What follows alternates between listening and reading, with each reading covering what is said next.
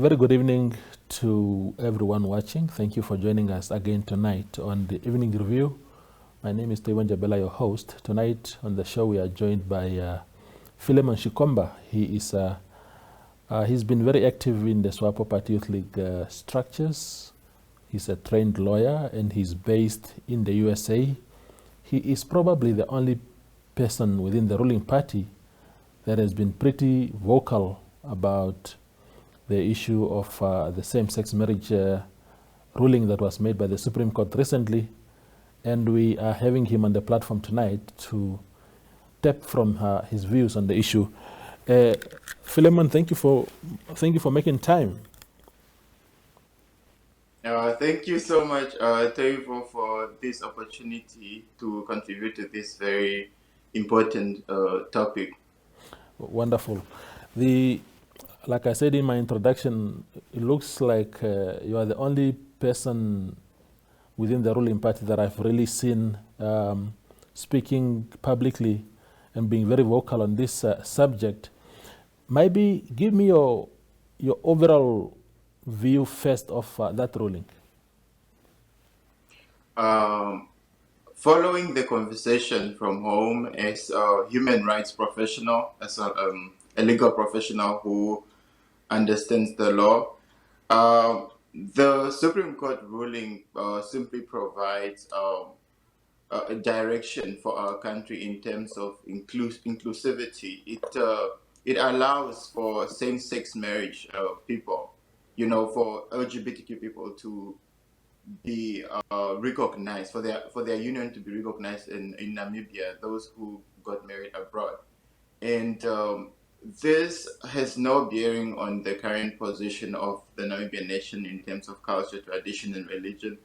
But the Namibian constitution is very clear when it comes to equality and the tolerance of all people. And, in the Namibian constitution provides that there's enough social justice room and enough social justice mandate in the Namibian constitution, which compels the government to appreciate every Namibian and to appreciate the Supreme Court ruling, to accept it in good faith. Wonderful. Of course, I mean, you've been following the discourse from there in, I believe you are in New York. The reaction has not been very kind. Generally, I think there are voices of reason that have been sympathetic towards same-sex couples, and also showing a lot of respect for the ruling. But the majority of Namibians have not been very kind. As a matter of fact, we have seen people threatening to even invade drinking spots where LGBT people, usually go to entertain themselves and whatnot. The reaction itself of the Namibian public, what is your take on that so far?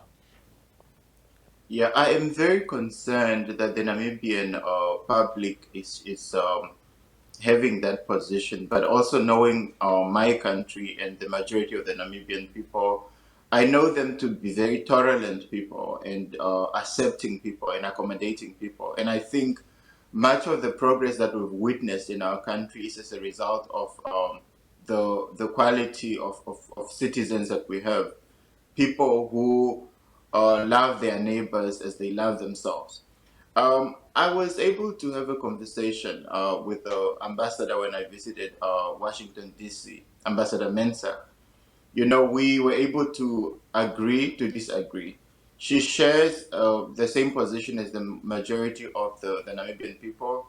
She does not, actually her view was that the fact that it's foreign recognized and it's being recognized in Namibia, I mean, it was done in a different country and it's being recognized in Namibia, then somehow it's being imposed on our society. But I was able to make her understand that, the only reason why it is recognized in Namibia, it is because it's a marriage certificate. And it being a legitimate document, then it should be recognized by the law officially as a legitimate document, bearing that people have a solid, genuine union. And we had a very decent conversation, and she highlighted that she is a Namibian woman who acknowledges, LGBTQ people and accepts them as part of the Namibian community. She just disagreed with the fact that, something that was done abroad is now being recognized in Namibia when it actually does not exist in Namibia at the moment. But, if we're going to recognize other marriages abroad, then we should be open to recognizing other marriages as well. So my point is, the reaction to this subject by the Namibian public has been quite concerning from a human rights perspective, because being a human rights professional working for an international organization that upholds human rights globally, I understand that our country is a product of the human rights instrument. When Namibia was fighting apartheid, which suppressed black people, it was the international human rights instruments that provided, room for Namibia to get the assistance that they got, recognizing that there were human rights violations in Namibia.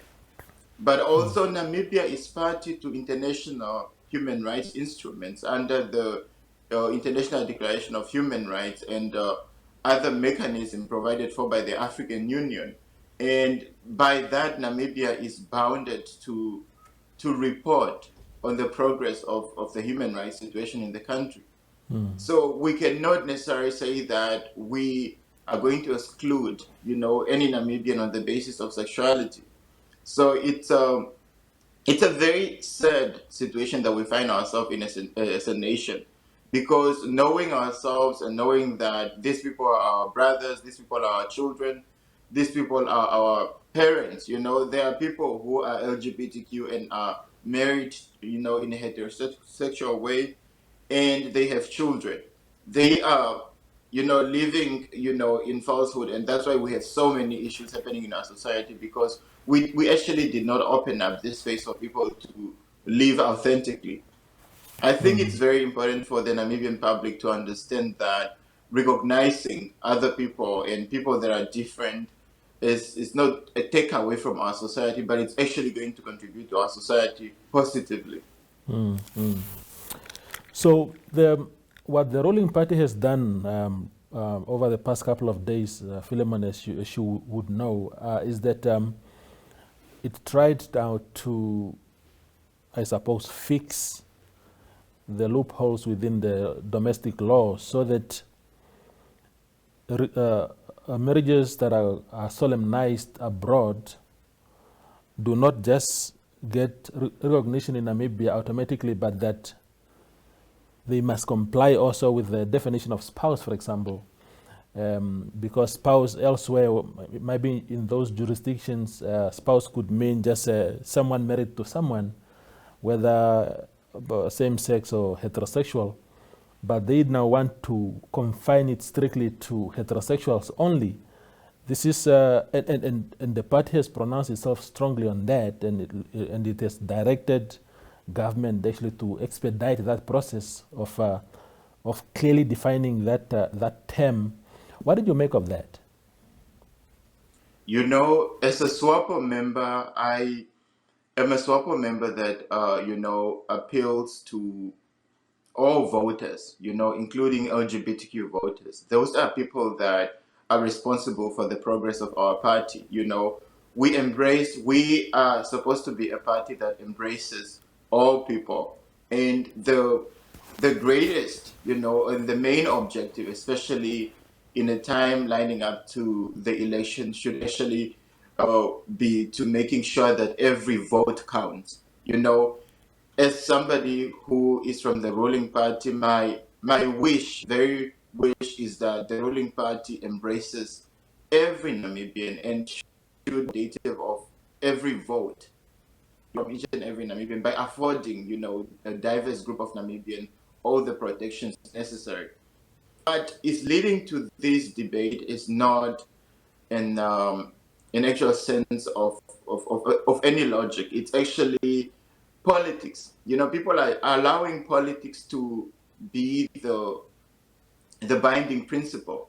But then we are withstanding the fact that, Namibia is a country that is home to everyone. And SWAPO is a party that is a party for every Namibian, irrespective of your gender, race, sexuality. If you are willing and hoping to vote for SWAPO, then I think the most important thing for the party to do is to embrace every Namibian. And by rejecting publicly, you know, the party sets a bad precedent. It excludes people. It publicly pronounces itself as a party that does not welcome all Namibians, and that is very dangerous for any progressive movement. And as somebody who was willing to run for the Youth League, I've seen so many times that the Youth League, the current secretary, he made a pronouncement on this subject very strongly, and his goal was to demonize people, stigmatize them, and exclude them. And I don't think Namibia should be a society that excludes people at any level. It should be a society that embraces every Namibian. It should be a society that strives, what SWAPO should do, in fact, is there's a term that I've learned through my work with the African Union that, African solutions for African problems. And I think that if we do not want to replicate the Western way of inclusivity, then we can now come up with our own approach that accepts LGBTQ people and embraces them in our society. We should be looking for ways on how to solve a problem, not on how to exclude people. This is them spearheading homophobia. Any law that tends to prevent people from accessing marriage, any law that tends to exclude people from getting same access to any opportunity or any privilege or any right, that law is exclusive. It tends to discriminate people on the basis of sexuality. And I don't think that is a progressive position to be in. So in my opinion, my individual opinion, the ruling party is very wrong for trying to exclude Namibians on the basis of sexuality, for trying to publicly create an assumption that SWAPO is a party that does not embrace every Namibian. I think the best thing for the ruling party to do is to find a solution. Debate is necessary. It's very necessary for us to disagree and find common ground. And I'm also encouraging people in the ruling party who are well educated. I mean, from grade 5, we're learning about human biology. So we understand that some people, unfortunately, are attracted to the same, or fortunately, they are attracted to the same gender. That reason, it's something that has existed in our societies, in our cultures, in our community for the longest time. And I'm encouraging people who are actually of the community and then they are within the leadership of the ruling party to be more open to this conversation. And for people who actually are aware of their colleagues in politics who are LGBTQ people, they should be able to embrace these people and openly engage on this subject. Because it's when you face your colleague in office or at Congress or at a Central Committee meeting, you look at them in their eyes and then you spew hatred towards them. You try to exclude them. What does this say about you when you actually are aware of their private life, when you see them? These are real things. These are real people. This is a real life issue. And we are aware of these people. These people exist. They work with us. They contribute to discourse. They contribute to the progress of the ruling party. But if we are going to exclude them, if we are going to fight the law to exclude people, then I don't think the ruling party is setting good precedent. Wonderful. We go for a quick break. Fillemon, I'll be back with you in a moment.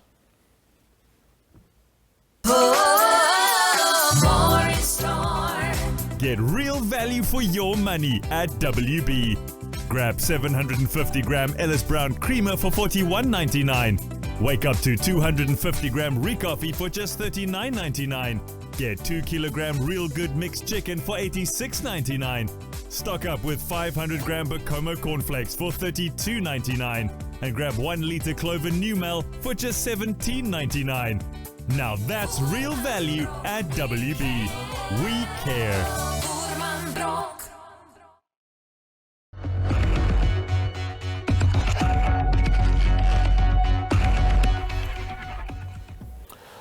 Our conversation with Fillemon Shikomba continues. Fillemon,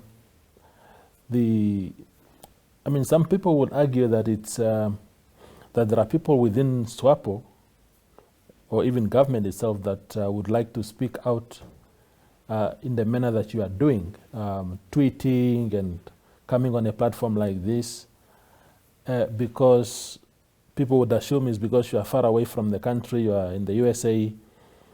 You are living your life that side, and that there are people within the party who are either gay or who are sympathetic to gay people but cannot express the same views.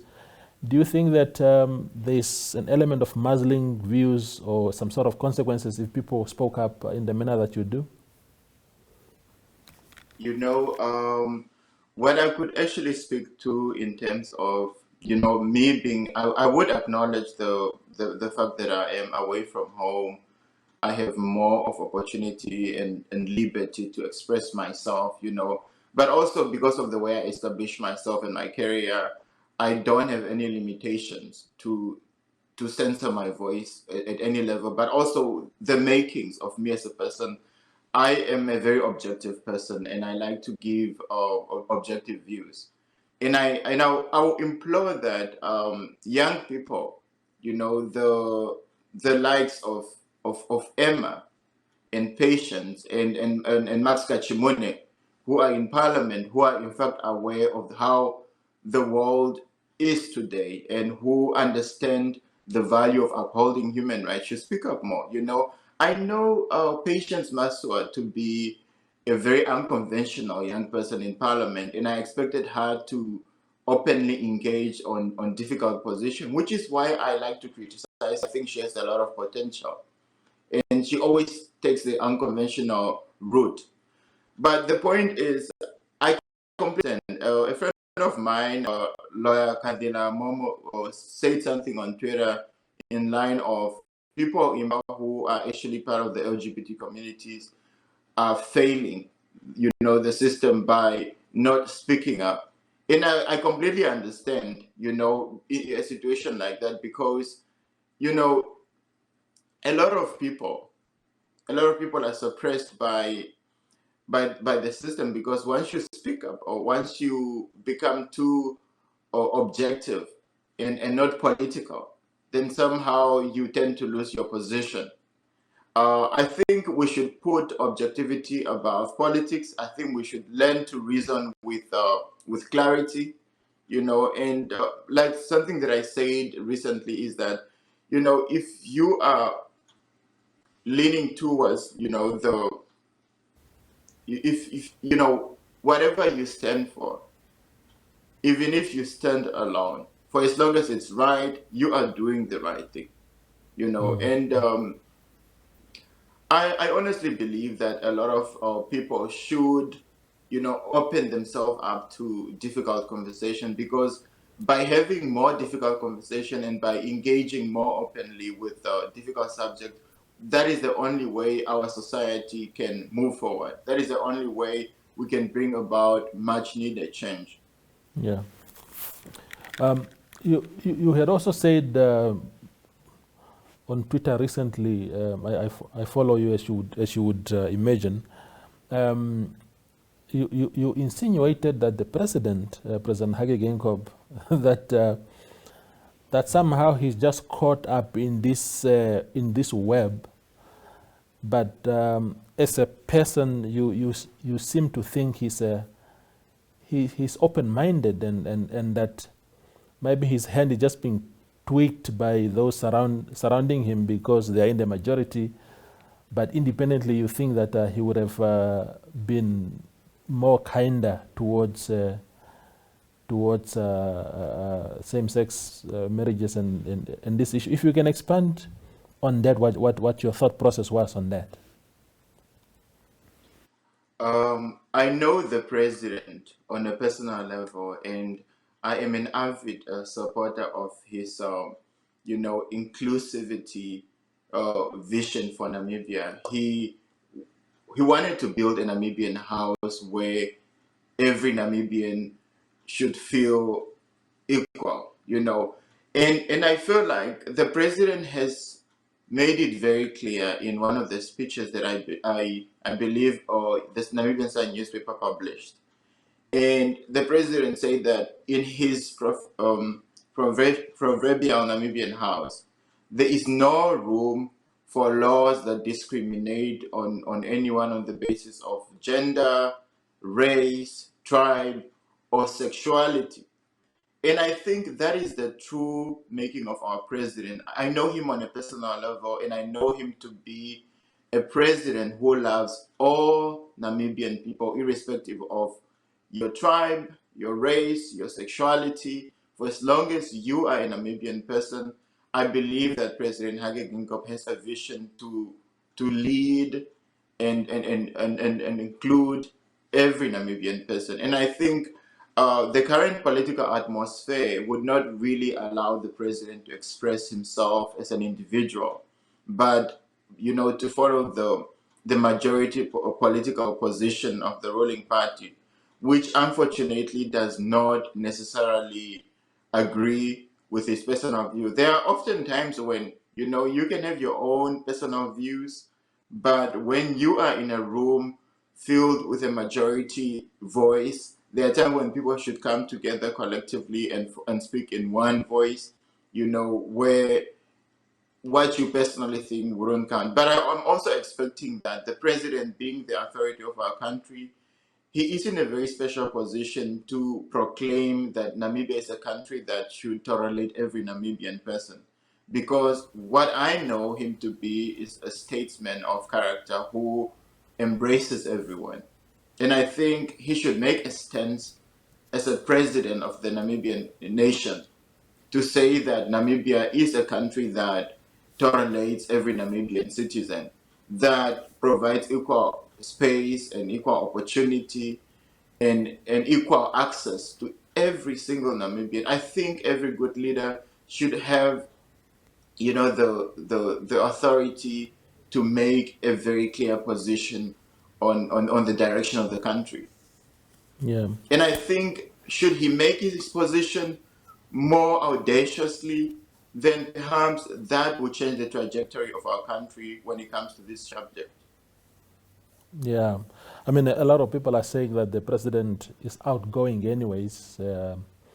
It's not like he's standing for office again because and standing for office and therefore scared that he might lose votes if he was authentic in his true views. Because a lot of people really believe that that is not what he personally thinks should be the case. But in the 30 seconds remaining, Fillemon, just, where does this leave our country in the international space?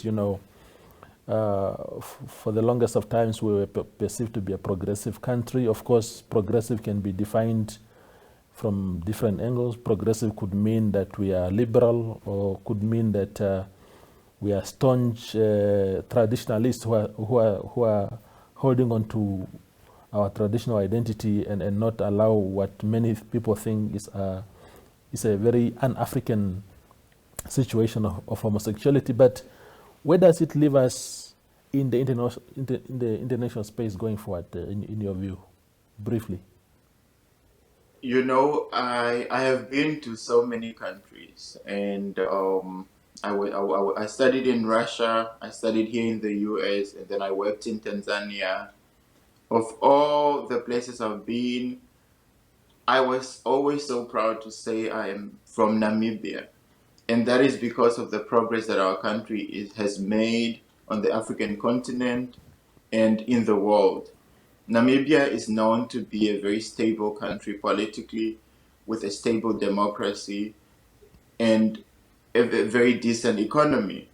I am very concerned, that our country being a party to international human rights instruments, and not living up to the obligation to uphold the protection of human rights at every level, then that places Namibia in a very unfortunate position globally, because we were known as a country that is inclusive, that is progressive. And when we backtrack, in situations like this, Namibia tends to lose its global standing in the world, in how our country is perceived.